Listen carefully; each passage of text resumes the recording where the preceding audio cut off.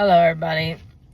I'm waiting at the doctor's office, so if I sound weird and talk funny, it's because I'm really kind of sick. And not kind of, I am sick. But this is going to be a story time about Radio Free America. When I was in high school, I graduated with a kid that was over in Iran in the mid-late 1970s. And if you know, you know. But at any rate, his parents were missionaries, and they were over there doing mission work, and they did not live on the base. Well, things got so bad for the Americans that they moved all Americans to the base. So him and his family were included into moving into the base, into military housing. They had somehow, on Radio Free America, gotten the word out to every American in Iran, and I don't know how. This day, I don't know how, but they got word out to everybody that if Radio Free America played White Christmas by Bing Crosby, they were to run, not walk, run to the airstrip, because they were being evacuated out of the country. So one day, my friend, him and his siblings were sitting at the kitchen table. They no longer went to school because they had armed guards taking them to school on school buses, but it had gotten too dangerous, and they had put the Americans on under martial law, which means they were not allowed out of houses. So because of that, he was not. They weren't allowed to leave their house. They had to stay in their house all the time. His dad had gone to work. I think his dad started working for the government.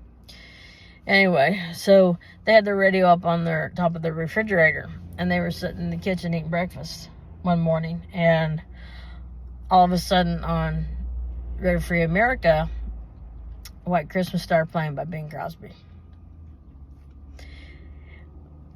And according to him, as far as he knows, his cereal is still sitting on that table because they dropped everything and literally ran out of the house as fast as they could to the airstrip, getting on one of the last few planes out of Iran before all hell broke loose. His dad got on the plane too, even though his dad wasn't there. They all managed to get together. But at any rate, the Iranians figuring out what was happening and started shooting at the plane with guns. They not anti-aircraft weapons, so it wasn't really going to hurt him. And so he got out, and of course, his hometown was my hometown. We went to high school together. We graduated together. My point is that Radio Free America is not just a radio station. It is just not something for the service members to listen to and hear music and news from home. That's not what that is about.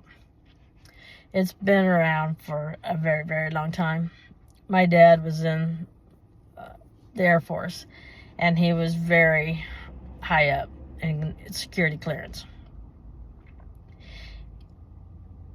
And he was on an island one time. Him and one other guy was on an island, and they were guarding a concrete building. There was something in the building. I don't know what it was. He never would tell what it was. But they were on 12-hour shifts, him and the other guy. And so one would go sleep for 12 hours, and another would guard for 12 hours inside this concrete building. There was no way to get in the building. The person inside had opened the door, opened it up somehow, to let the other person in to take over, and then they'd go sleep. There was no outside access to this building, because I asked him one time, and I could see him trying to figure out how to get in the building if he had to. I said, what happens if the person inside died? And he thought about it, and I could see him picturing that building and going around it and checking it, and he said, I don't know. Maybe the government knew how to get in it. But at any rate, on Radio Free America, according to the news, that island was a vacation spot, and there were hundreds and hundreds and hundreds and hundreds of military people on this island vacationing and doing R&R. It was booming. There were 2 people on that island. My dad and the other guy guarding whatever they were guarding. By the same token, my dad was on an island that really was for R&R, and Radio Free America said it was empty. There wasn't anybody there. And it was full of military. Full of military. So the propaganda tool used by Radio Free America is to distract the enemy. It uses propaganda in order to distract the enemy, in order to help the Americans do what they need to do. My friend would have never gotten out if it wasn't for Radio Free America. He would have been killed, most likely.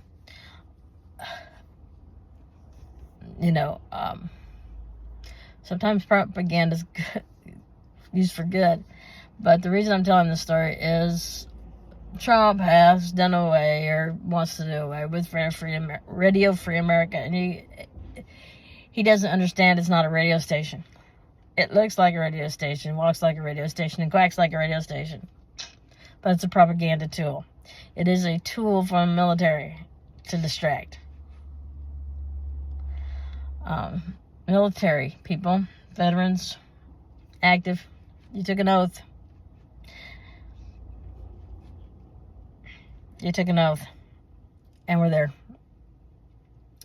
But Radio Free America needs to be saved. It does not need to be disbanded.